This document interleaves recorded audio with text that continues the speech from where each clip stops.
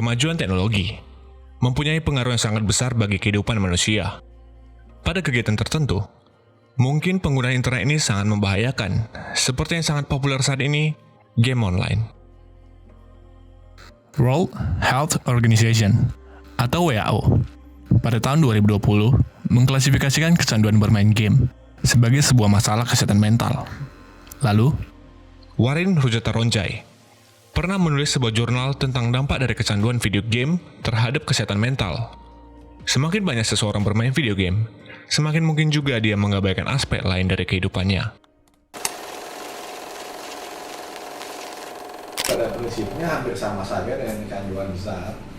Di otaknya juga tetap kena ke area-area yang berhubungan dengan sistem limbik, ya, kemudian juga dengan brain reward system seperti yang melibatkan nukleus accumbens, ventral tegmentum area, dan juga neurotransmitter seperti dopamin yang menyebabkan orang akan nagih. Dulu saya hampir setiap hari bermain game. Sekarang udah enggak. Hari bermain game, pengen cepet-cepet pulang gitu buat main game doang, terus rank. Dari SMP, waktu SMP saya sering banget main game sampai tiap hari, sampai sering tiap hari lah, bisa kebilang juga sering itu mah. Aku dari SMP udah main game online kayak PUBG gitu, bisa dibilang sering sih. Aku biasa dari pulang sekolah sampai pagi lagi bisa main game. Kebanyakan yang saya ungkap kenapa kamu kecanduan games, itu yang pertama adalah mereka kesepian di rumah, tidak ada teman, orang tua sibuk dengan pekerjaannya. E-sport itu kan mereka berkelompok. Nah, janjian ini yang suka bikin anak-anak itu lebih milih ngikutin janji sama temen-temennya itu, apalagi kalau sampai ada yang di luar negeri ya, kan ada beda waktu tuh, sehingga ini kacau, nggak bisa dia ikutin nih. Ada distress dan disability, jadi nggak serta-merta tuh orang itu ada kelainan kita bilang gangguan jiwa, harus ada syarat distress dan disability. Dia merasa stres dan disability itu disfungsi dalam kesehariannya seperti itu.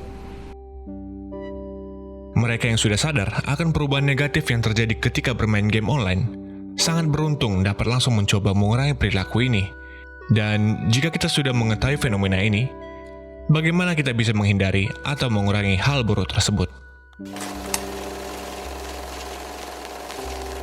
Untuk sekarang sih belajar gitu buat persiapan SBMPTN. Sekarang juga saya les sih, paling pulang sekolah langsung les, tapi seminggu cuma paling 3 kali gitu. Kayak baca buku, terus belajar gitu aja sih.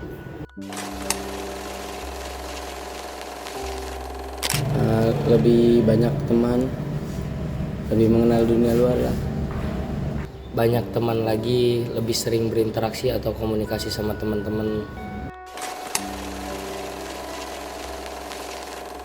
Yang pertama pasti kan ada yang namanya laporan dari guru-guru mata pelajaran yang pertama. Akhirnya saya panggil anak tersebut. Saya tanya, ada masalah apa nak? Gitu kan, kenapa kamu kok semangat belajarnya menurun? Kenapa kamu di kelas sering lebih banyak tidur gitu kan? Terus kamu juga dengan teman-teman tidak dekat, kamu lebih asik sendiri dengan duniamu, ada apa gitu.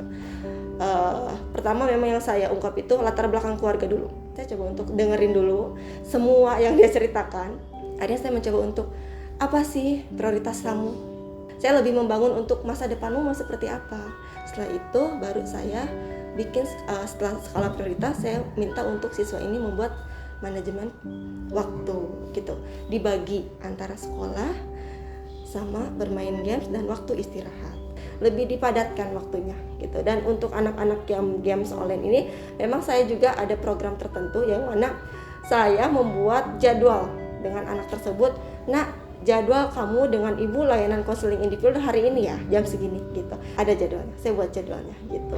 Itu pun tujuannya untuk apa? Biar manajemen waktu yang dia buat, skala prioritas yang dia buat juga saya dukung, saya bantu untuk bisa menggapai itu. Di SMA 1 ada, yaitu lebih diarahkan untuk ikut ekstrakurikuler. Ada 5 ekstrakurikuler di sini, itu yang wajib. Tapi yang sunahnya banyak, seni, kir gitu kan. Dan khawatiran itu kan bisa dua, apakah dia dimasukin di rehabilitasi, apakah dia masuk dulu ke bangsa rumah sakit jiwa. Tentunya masuk ke bangsa rumah sakit jiwa itu sama juga seperti di rehab. Jadi di stop dari penggunaan, kemudian diatasin kasus mental emosionalnya, dimana kalau perlu diberikan obat dulu supaya nggak terlalu agitatif, ngamuk dan lain sebagainya. Nah cuman konteksnya rumah sakit, dan kita juga butuh bikin kontrak. Misalnya kita bikinin kontrak dengan kontrak penggunaan internet, ya, orang tua dengan anak atau dengan remaja. Jadi selain dia kontrak bikin ini kegiatan, dia juga mesti kontrak buat perjanjian. Nah, disitulah ada reward and punishment. Kalau misalkan dia itu bagus, bisa mengikuti, berarti kan dia bisa ngumpulin reward tuh.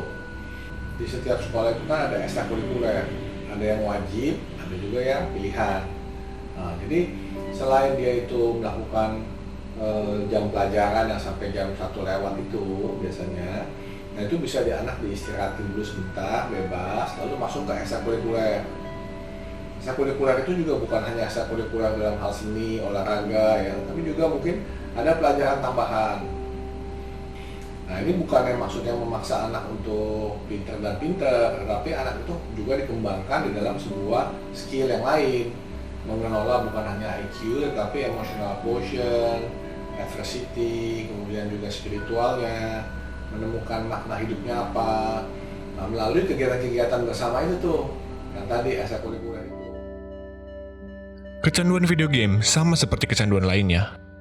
Orang yang sudah kecanduan mungkin tidak pernah sadar bahwa mereka sudah sampai ke tahap tersebut.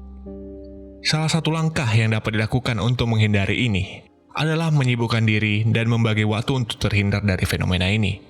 Sekarang, apakah kamu termasuk salah satu dari korban ini?